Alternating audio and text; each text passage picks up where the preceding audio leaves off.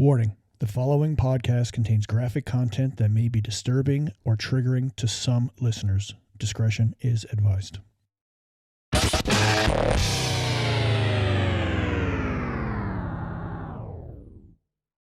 The Papa Tango Delta Sierra podcast is available free of charge thanks to the support of Cracked Armor. Their mission is to raise awareness for PTSD, TBI, and mental health to support those who struggle. By creating an army of warriors who represent the gear, their hope is that it will send the message to others that they are not alone. Go to crackedarmor.com, say hi to Mark Long, read about the story, find some research information about PTSD, and support the cause by buying some gear.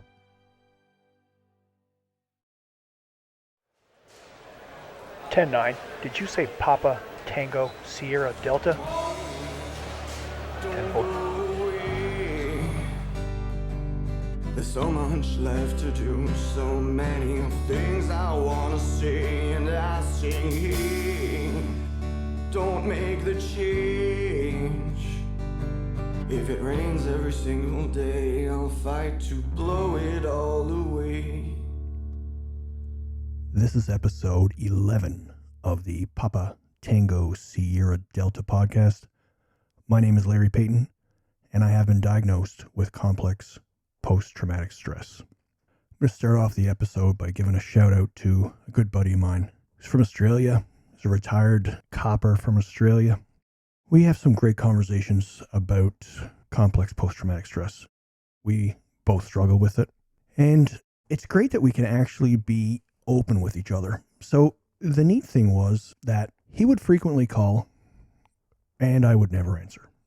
And that sounds fucking horrible, I know, but I don't know. I'm not a big phone talker, which may kind of surprise people hearing the podcasting. Well, aren't you talking on the phone to people all the time? Well, I'm not really talking a whole lot. I'm listening mostly. Phone conversations for me are, I don't know, kind of like car drives for some people. Some people really enjoy just taking their vehicle out on a Sunday, going for a spin, picking up an ice cream, looking at some new houses, whatever, man. You just enjoy it. Other people only like to drive to get from A to B. That's it. I'm like the second one when it comes to phone calls. A to B. We're having a conversation. What is the issue? What is the problem? What do we need to deal with? What information do I need? Here you go. Are we done? Are we good? Thank you. Goodbye. And that's it. So my Aussie friend would call. Yeah, I wouldn't answer the phone. I sucked. It was the shits. I know. What an asshole. Well, I let him know, hey man, can you just text me because I'm not really so big on talking on the phone? His reply was as blunt as I would say it.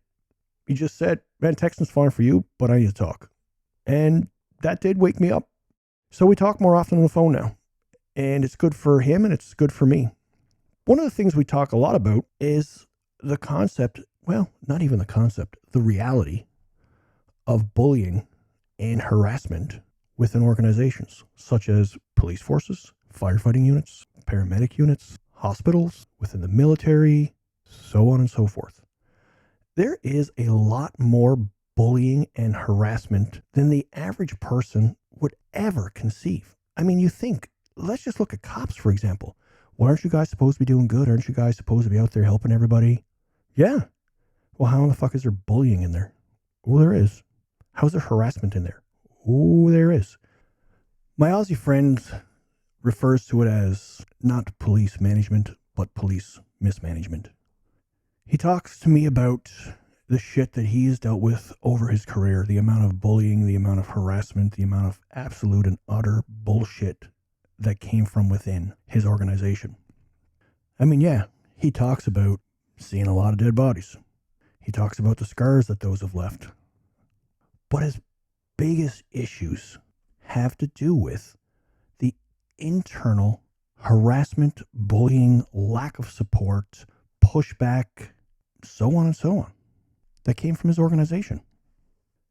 And the more I talk to people on the podcast, whether it's recorded for an episode, there's lots of conversations I have that are never recorded, that are off air. People are not comfortable talking. I've received messages, whatever. But there's a lot more going on than I ever thought of with bullying and harassment in the workplace. It's a problem. It's a huge problem. I believe it also influences the suicide epidemic that we have, because members, whether again it's police, military, nurses, social workers, dispatchers, whatever, with all the shit you deal with externally, it really fucks with your mind in a different way and on a different level when you're feeling unsupported, bullied, harassed internally. Because ultimately, I mean, who the fuck do you turn to? What do you have? I mean, that to me puts you in a serious situation of not only feeling alone, but being alone. I mean, if you can't turn to your superiors and feel like it's a safe place, like you can trust, then what the hell do you do? Where do you go? It makes things significantly more difficult at the workplace when you're getting heat from the outside and heat from the inside. It's problematic. It's hugely problematic. And I do believe that it does create a horrible, toxic environment that negatively, and I mean in a grandiose way, negatively affects the mental health and the physical health of those who are within that organization, that specific unit, on that specific ward, in that specific platoon, whatever. A lot of people are dealing with it, and a lot of people are actually stepping back from work and are off due to the mental illness problems that are created from such situations. Completely needless situations, completely unnecessary, but they're there. I had a person reach out to me this week, and we were talking about some childhood traumas and traumas that happen in adulthood, happen in the workplace, happen outside of the workplace. And this person made a comment to me that, well, it hit home. They said, we were fractured as children and broken as adults. I mean, there's a lot there. This specific individual did deal with some significant childhood trauma as well as in the adult life. But there's a key component there in terms of being fractured as children. That some of those issues are what starts causing those little fissures, those points of weakness in the body, in the soul, in the mind. They're not breaks, but they're fractures. And then that leads, when additional trauma is endured, being broken as an adult. This all comes into play with today's episode. You're going to hear from a gentleman who was not a first responder, not military, not nurse, not social worker, did not get diagnosed with PTSD as a result of incidents in his adulthood. But rather, this gentleman, who's in his early 50s, is still dealing with the trauma and terror of how much he was bullied and harassed during his formative years back in school, and the impact on his life thereafter. Now, for those who are used to hearing first responders, used to hearing the stories that come from the trenches, and are thinking, well, I'm not sure about this episode, stick around. There's a lot to be learned here, because what this gentleman talks about when it comes down to harassment and bullying, there is a parallel as well to what happens in the workplace. And when he talks about how much it's affected him, there is a parallel about how it affects others who are experiencing it in adulthood at the workplace. And ultimately, the parallel between both is that we're struggling with post-traumatic stress. Stay tuned. Just taking a quick break. Hey everyone, thanks for tuning into the podcast. If you have experience with post-traumatic stress and would like to join me for an episode, please reach out to me. You can contact me via direct message on Instagram, PTSD_podcast, or you can send me an email at papatangosierradelta@gmail.com. Cheers.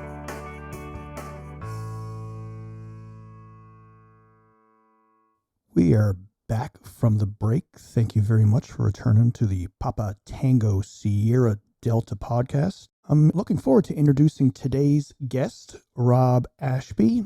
We've got a bit of a different story this week in the sense that Rob, although he does struggle with post-traumatic stress and we'll get into it with him. He will tell you his story. But it didn't come as a result of his employment. It's something completely different that brought it to him. And we're looking forward to hearing that because there's so many of us that struggle for so many different reasons. Rob, thanks a million for joining me, man. Hey, thanks, Larry, for having me on.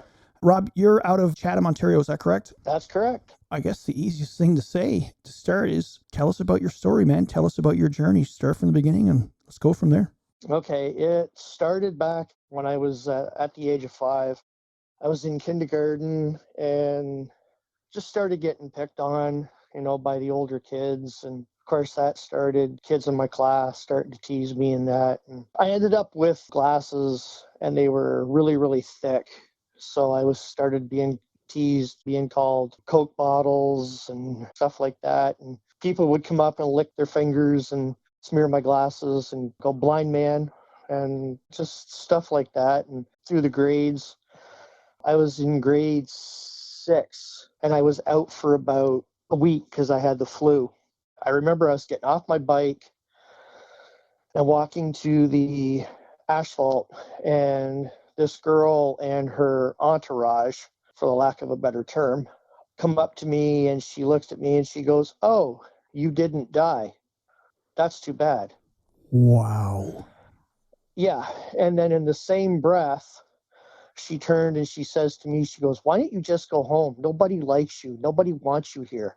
Holy shit. That's pretty fucking hurtful. Yeah. And wow. so that really resonated with me. You know what I mean? Like I still can hear it to this day. Grade 7 was pretty much the same routine. And then grade 8, it was like everybody was everybody's friend. So like people that were knocking the shit out of me and whatnot were coming out of the woodwork and going, "Oh man, I love you." Really? No, that wasn't. Yeah, it was a really weird time, let me tell you. Yeah. And then when I got into grade 9, that's when everything completely changed. Like it was just a complete and utter shit show. I was thrown into lockers, having the lockers locked. So I was locked in a locker. I was tripped going up the stairs, tripped going down the stairs. So I was trampled. And this continued in grade 10, grade 11, grade 12. I was drugged into the stairwells or the bathrooms and beaten, but not in the face. They would never hit me in the face because, you don't want to leave a mark, right? Wow. Then I was held over a toilet or many toilets and given a swirly before it was even known as a swirly. Sometimes there was shit in the toilet, and sometimes there wasn't. Jesus Christ. Yeah. If there wasn't anything in the toilet, well, it was a good day for me. I always carried my gym bag with me, and I always had extra clothes and stuff.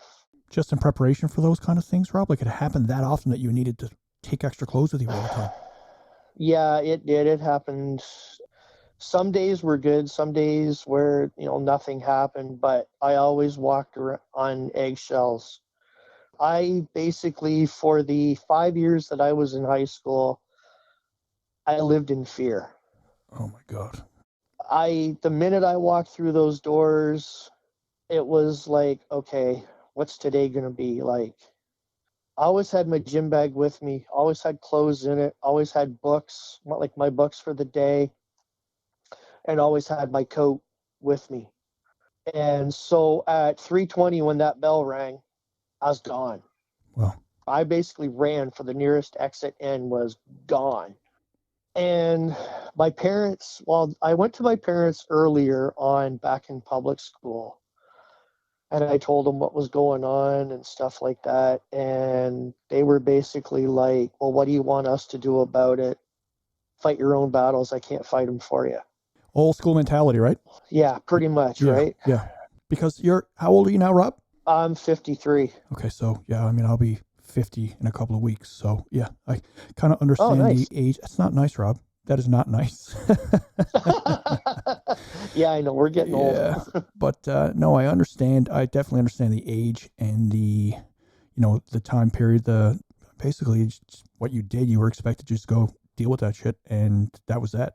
was a different time for sure. Yeah, exactly. It was, but it was all, like in my head, I kept thinking I can deal with it if it's one-on-one, but I can't fight 5, 10, 15 at once because, I was thrown into girls' bathrooms. I was thrown into the change room, sometimes in my underwear, sometimes I was clothed. Wow.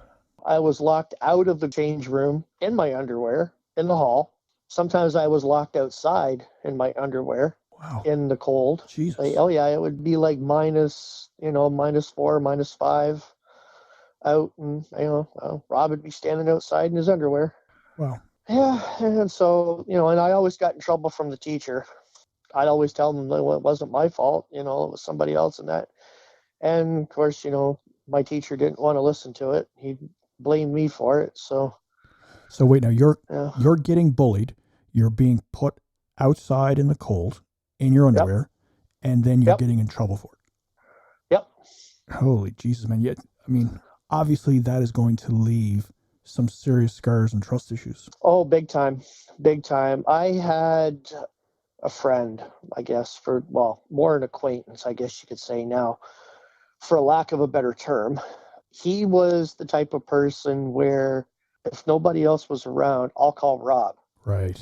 Now, this is how starved for friendship I was, because he would call and I would jump and I would go to his house and I'd hang out with him and whatnot. Well, then all of a sudden, 5, 6, 7, 8 people would show up and I would start getting pushed to the back. Well, the next thing I know, these 8 people would turn on me and I'm racing across town on my 10 speed with 8 people in hot pursuit. Wow. He was right there with them. He was right in the midst, leading the charge and the whole bit. Sometimes I didn't even have my 10 speed. Sometimes I was on foot. So, I got to know people's backyards very well. I thought it would ease up, after school. It never did. I had to find ways to sneak to my friends' houses so I wouldn't basically alert the masses, so to speak. Sometimes I would get bold and, I would just say, fuck it. I'm just going to throw myself out there. Well, sometimes I didn't know what the hell I was thinking. It was just bad. Sometimes during the weekend, they would drive by and throw pop bottles at me, throw eggs, rotten vegetables, dog shit. Jesus Christ, man. Sometimes they would actually chase me in the car down the street. And that's when I started deking through people's yards and stuff like that because I thought they were literally going to run me over. Yeah, it was just, I lived in hell. Rob, I mean, this obviously, so there's a series of physical assaults that happen, and it just happens over and over and over again through your school years, especially when you get up into high school. Yep, that's right. Obviously, besides physically, it affected you in other ways. Now, we're going to talk about the mental side, how it affected you, but I'm also curious as to how did it affect you in terms of your personality in school, in terms of how it molded you into who you would become later in life, how it affected your abilities to do well in school, it affected your grades, affected your relationships with teachers, your involvement in sports. I mean, the things that a lot of people think about when they think back at school. If you could just tell us how that affected you. I did not do well in school. My marks reflected my severe hatred for school. There were classes that I excelled in. Art was one of them. History was another. English class was okay. But then there were other classes that I just didn't care about. Science, geography, I had a pretty good relationship with some of the teachers.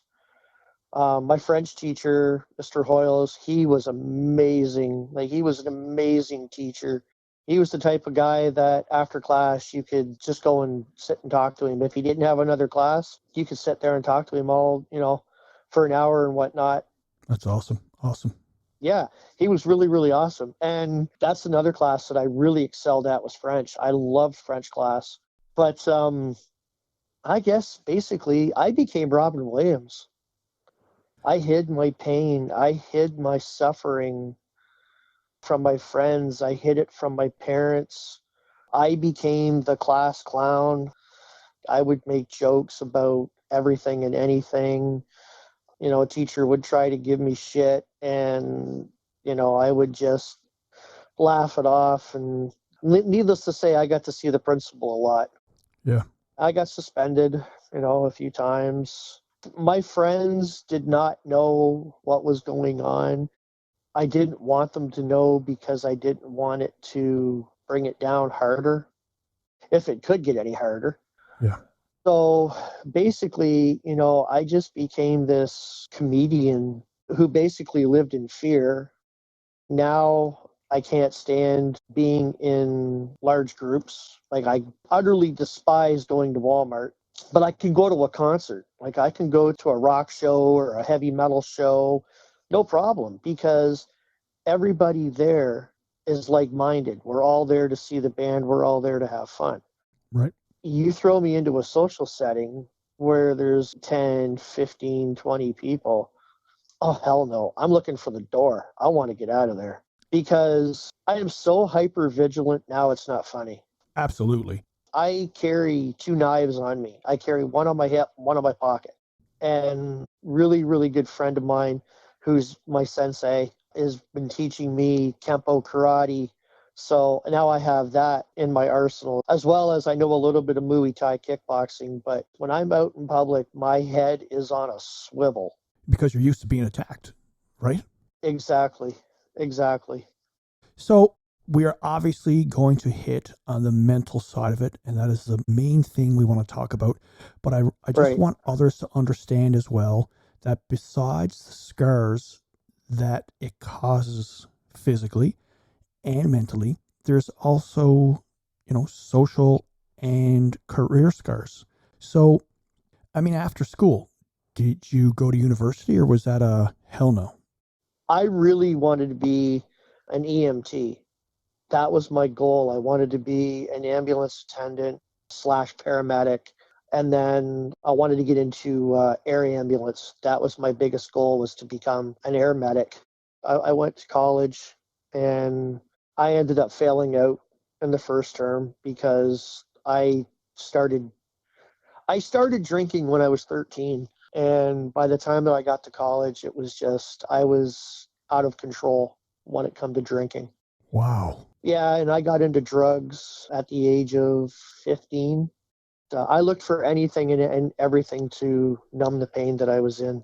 Yeah, I was just going to say, I mean, essentially, and even when we go back to the class clown comedy comment, to me, it seems you were searching for any coping mechanism you could possibly find just to remain above water. Is that fair to say?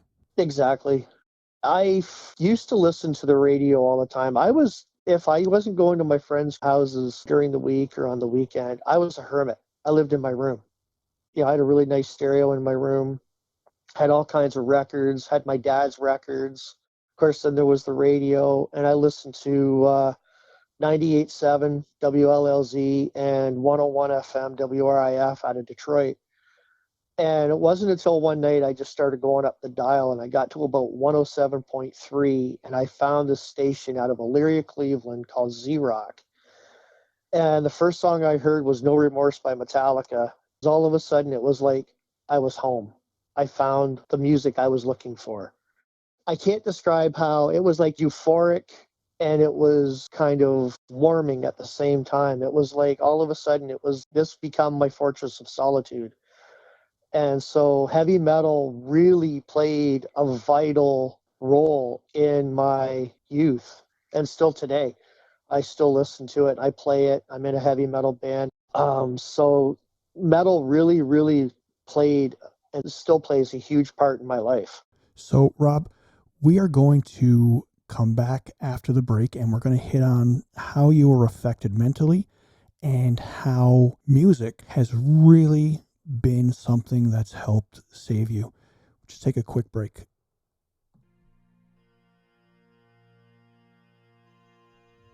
This episode of the Papa Tango Sierra Delta podcast is brought to you thanks to the support and financial sponsorship of cracked armor.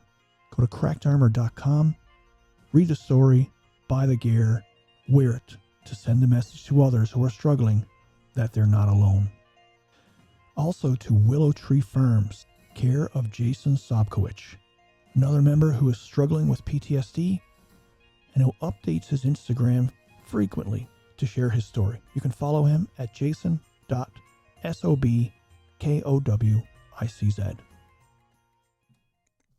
And we are back from the break.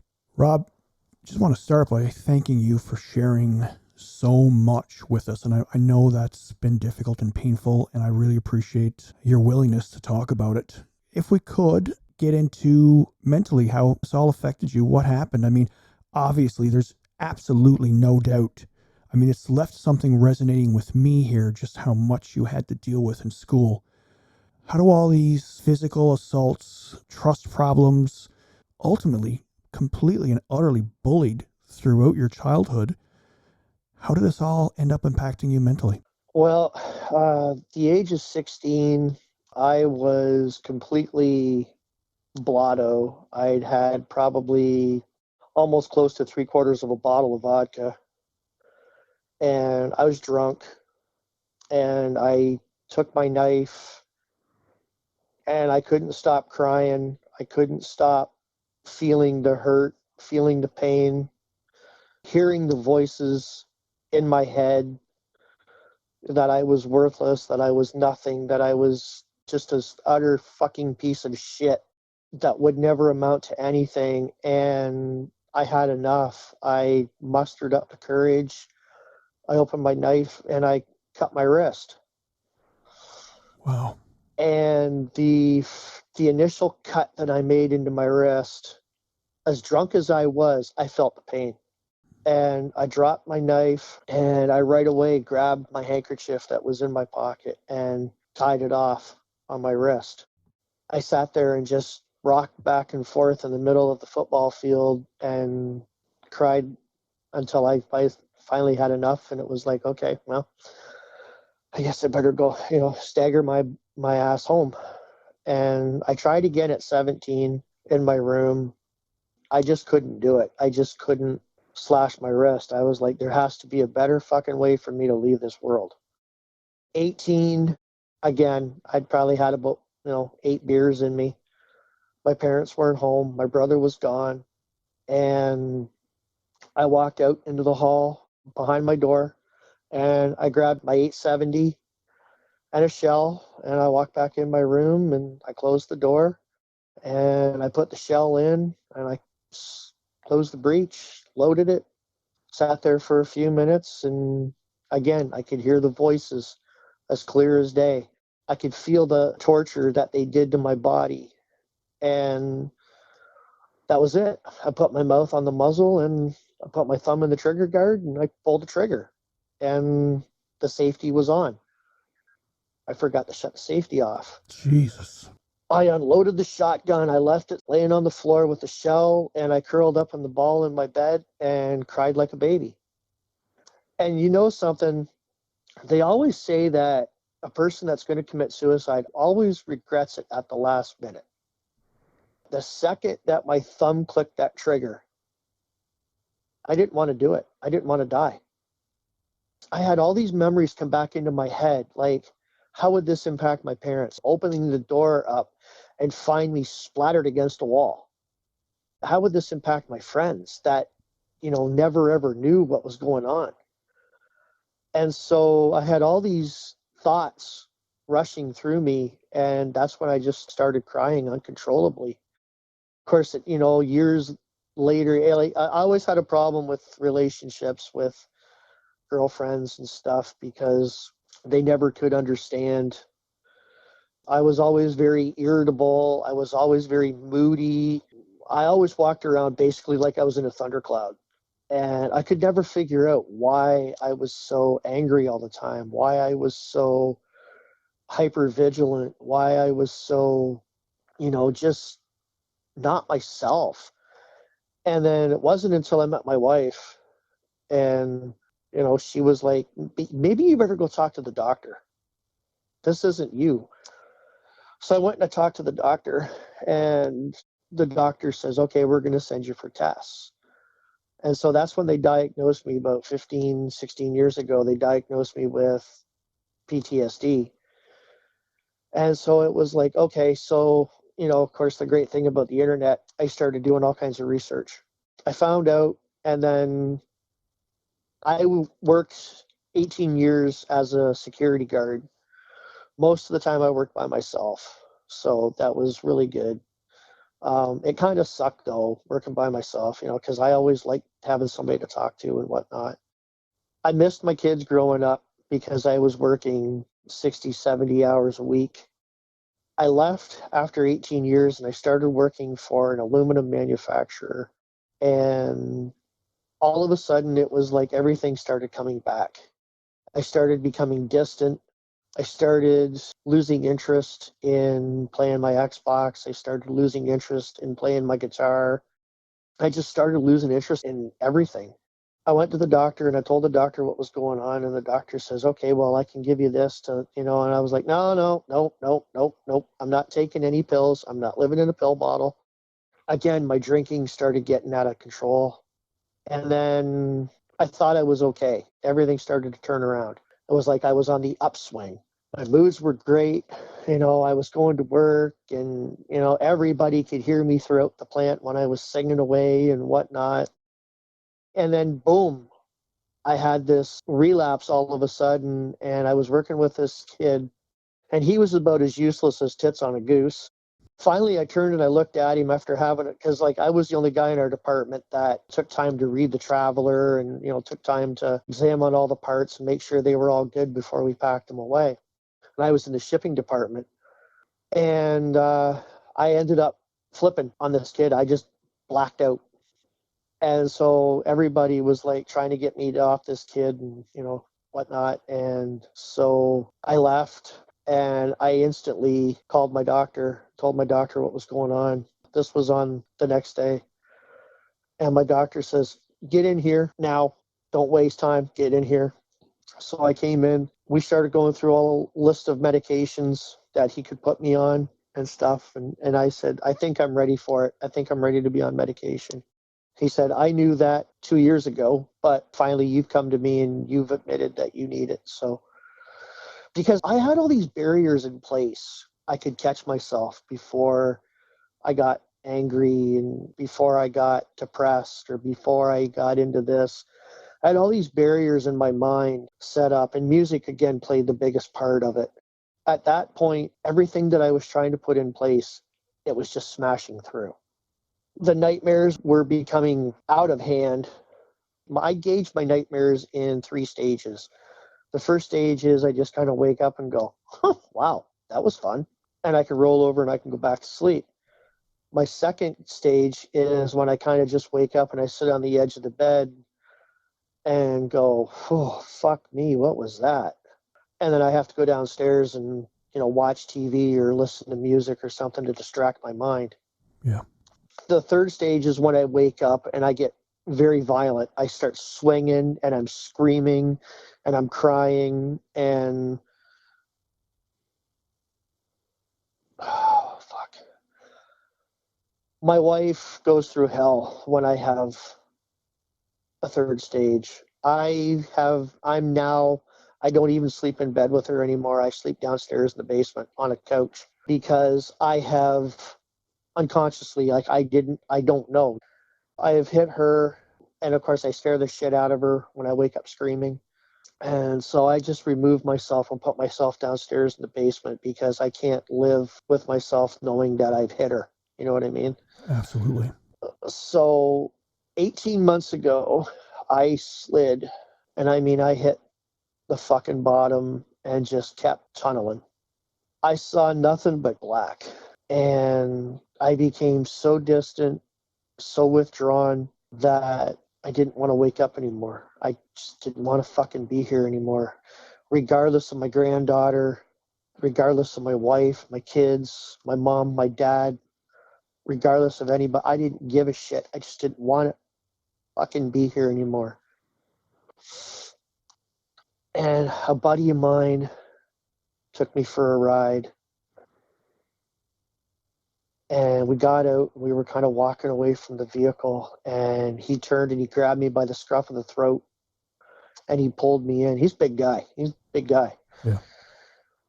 And he says, I want you to tell me what's going on. He goes, I don't want you to fucking lie to me. I want you to give me everything. And so I laid everything out to him, and he goes, okay. He says, now I'm playing the cards you don't want me to play. And I kind of chuckled, and I says, oh yeah. I says, what do you got? And he says, you're no good to your granddaughter dead. That's right. Well, I tell you, man, that hit home big time. I cried, and that's when I went to my doctor, and I said, I got to get help.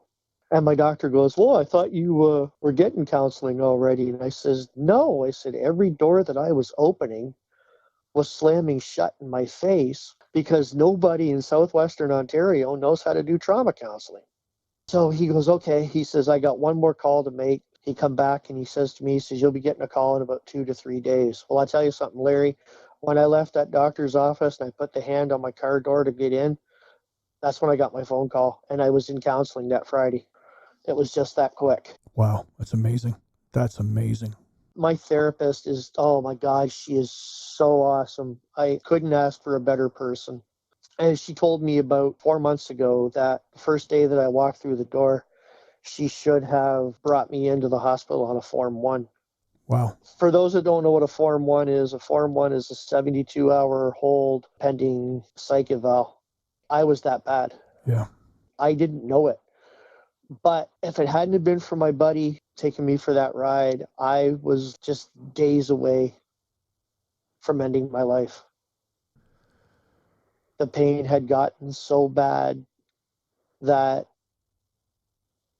it didn't matter what it was in my life. I didn't care anymore. I just became so numb.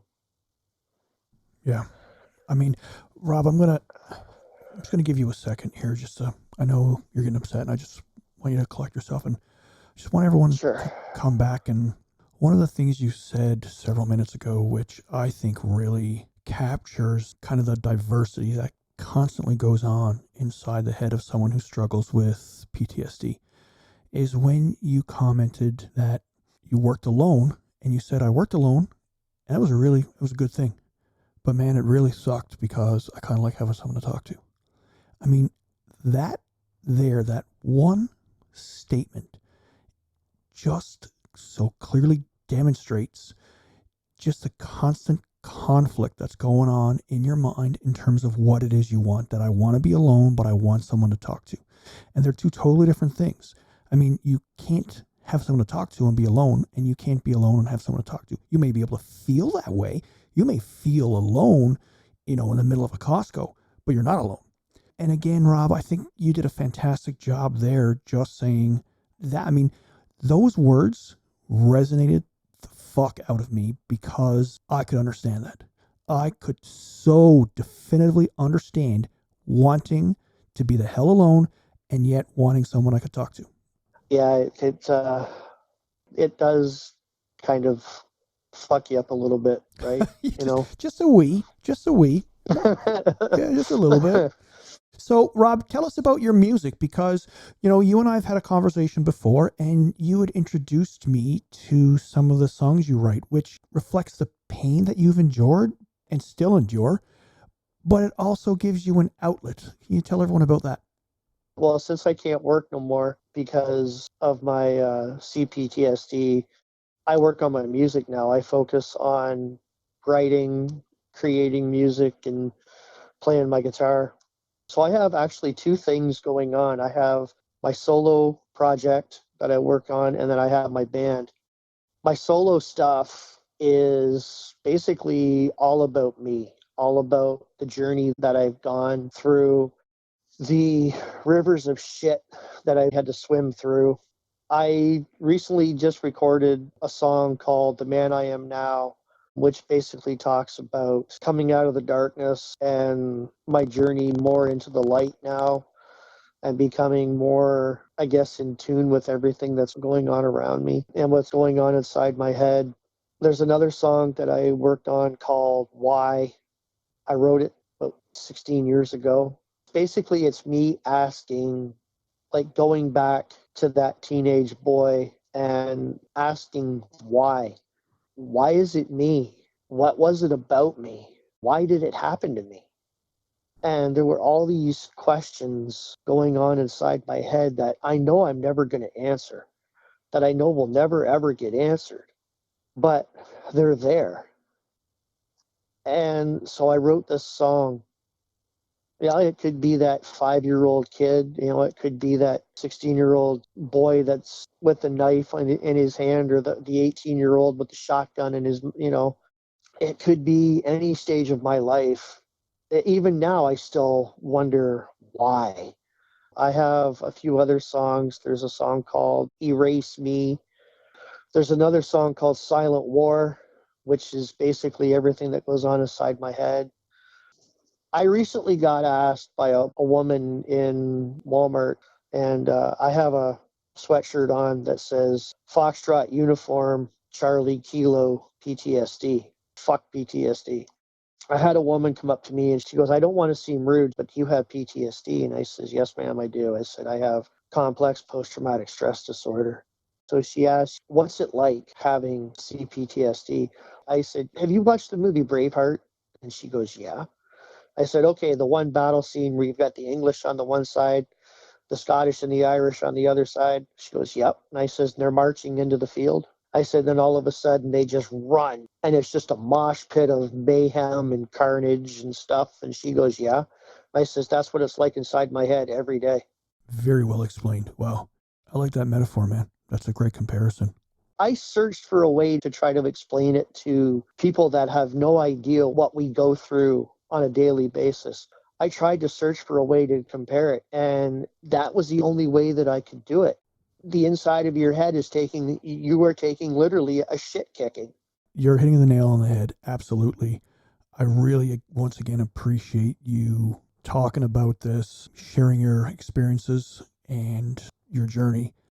Before we come to an end, if you could just maybe let us know how things are going now, even recently. Sure. I'm really thankful for you letting me on the show today, and I'm very grateful for your podcast. I love listening to it. Thanks, man. I appreciate it. You're awesome. You're awesome, dude. Thanks, man. Like, I'm doing okay. I still have the bad days, but they're not dark. They're more a gray now. I like that. Yeah, okay, I get that. And the mountains and the valleys that I once had to face are now speed bumps and ditches. Some are a little higher than others, and some are a little deeper. But you know what? I get over it. I get out of it. I get up, I dust myself off. I basically look at it and go, you hit like a bitch. Rob, before we come to an end, is there anything else that you'd like to add, man? This is your time. I just would like to be a voice for the people that are outside of the PTSD, CPTSD spotlight. Like, obviously, the spotlight should be on like the military, law enforcement, et cetera, et cetera. But I would like to bring us out of that rim of that spotlight, out of the shadows, and bring us into the spotlight as well, to say, hey, we're here. This has happened to us. We have this too. And also, if I could be a voice for anybody out there that's been bullied. I am totally dead set against bullying. I fucking despise it. If you're a bully, you're weak. Absolutely. And the only thing I would honestly say I disagree with you is that I don't believe the spotlight should just be on PTSD or CPTSD for first responders and military, because there's so many other people, humans, that are outside of that who struggle just as much, maybe more. But it doesn't matter how it's happened to them. It's that it's happened to them, and now they're trying to deal with it. And so I'm very gracious for the fact that you are stepping up and that you're saying, hey, I respect police, I respect military, I respect that you guys got it. But there also needs to be some awareness that others have it as well. And I agree with you on that, man. That truly needs to be done. I really appreciate you stepping out, and I appreciate you being on the show today, man. And this is going to be something that really resonates with a lot of people, especially, well, anyone who has kids anyone who's been bullied through school. And I guess what I would like to say for those parents out there is, hey, if your kids are of school age, sit down and have a talk with them. Because, Rob indicated earlier that he didn't speak about being bullied. He kind of talked about it with his parents the once and didn't feel like it was going to get anywhere, and he had to deal with it. Talk to your kids. Be open with your kids. Have them feel comfortable enough to tell you if there's shit going on with them at school. And the other side of that is also talk to your kid, because he or she may unknowingly be bullying someone else. And they need to be conscious of what seems to be kind of fun is not always fun to other people. My name is Larry Payton. I have your 6. Please have mine. Don't go away. There's so much left to do, so many things I wanna say, and I sing. Don't make the change. If it rains every single day, I'll fight to blow it all away.